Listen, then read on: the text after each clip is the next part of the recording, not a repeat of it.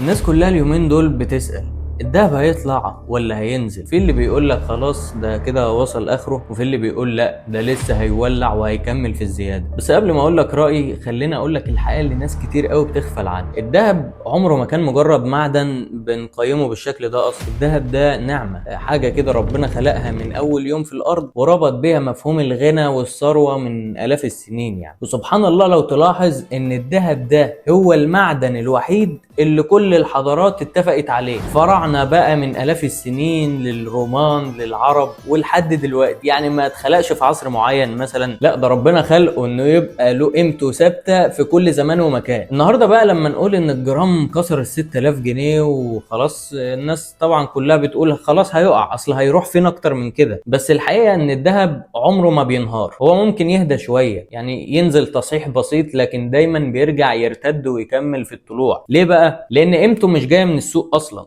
لان ده اللي خلقه هو ربنا مش مصنع ولا بنك مركزي. سنة 1990 كان سعر جرام الذهب حوالي 10 جنيه. والله العظيم زي ما بقول، يعني السبيكه الكيلو كانت بحوالي 10000 جنيه. النهارده نفس السبيكه دي سعرها حوالي 6 مليون جنيه. انت متخيل الفرق؟ يعني لو كنت سايب فلوسك في البنك ولا حتى تحت البلاطه كان زمانها دلوقتي ولا تسوى حاجه، لكن لو كنت محولها ذهب كانت حافظت على قيمه تعبك بالكامل. وهو ده بقى المعنى الحقيقي للعباره اللي كلنا بنسمعها، الذهب بيحافظ على قيمته. هو مش بس وسيله تتربح منها بسرعه، هو وسيله تحافظ بيها على مجهودك اصلا من الضياع. وده وصلنا بقى لنقطة الضياع والتضخم اللي بقينا فيه الفترة الأخيرة دي. التضخم ده ببساطة معناه إن الفلوس اللي في جيبك بتفقد قيمتها مع الوقت. يعني مثلا 100 جنيه اللي كنت بتشتري بيها طلبات البيت من كام سنة، النهاردة معلش يعني ما تجيبلكش بيتزاية لارج ولا حتى سمول. والله ده مش لان الحاجه غليت فجاه، ده لان العمله اللي في جيبك هي اللي ضعفت، وده بيخلي الاسعار شكلها انها بيزيد، لكن الحقيقه ان الفلوس هي اللي قيمتها بتقل. الذهب بقى ما بيتاثرش بقى بالحاجات دي كلها، لا بحكومات ولا ببنوك ولا باي اسعار حواليه. يعني ما فيش حد يقدر يصحى الصبح مثلا يزود المعروض منه، ده محدود في الارض بخلق ربنا. وده بقى اللي خلى قيمته دايما تزيد مع الوقت. الذهب هو الاصل لكل العملات بتتقارن عليه مش العكس. يعني لما الجنيه يقع ولا الدولار يضعف الناس بتقيس ده بايه؟ بالذهب. لكن عمرك سمعت حد قال الذهب وقع قدام الجنيه مثلا؟ الناس لما تقول الذهب غلي، الحقيقه ان الفلوس هي اللي رخصت مش الذهب هو اللي غلي. وده كفايه لوحده يعرفك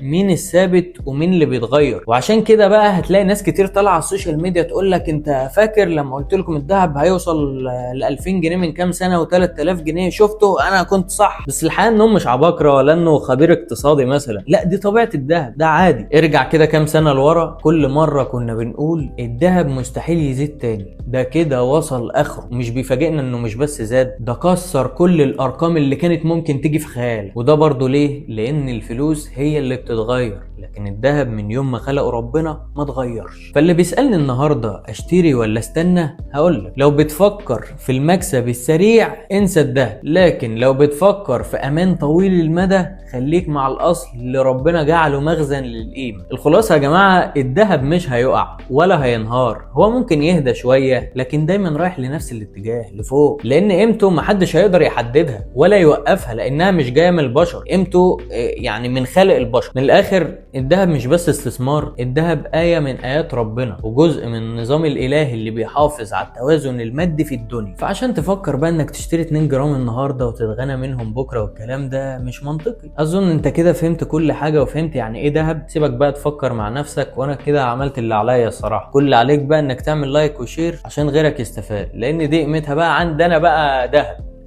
يلا، السلام عليكم.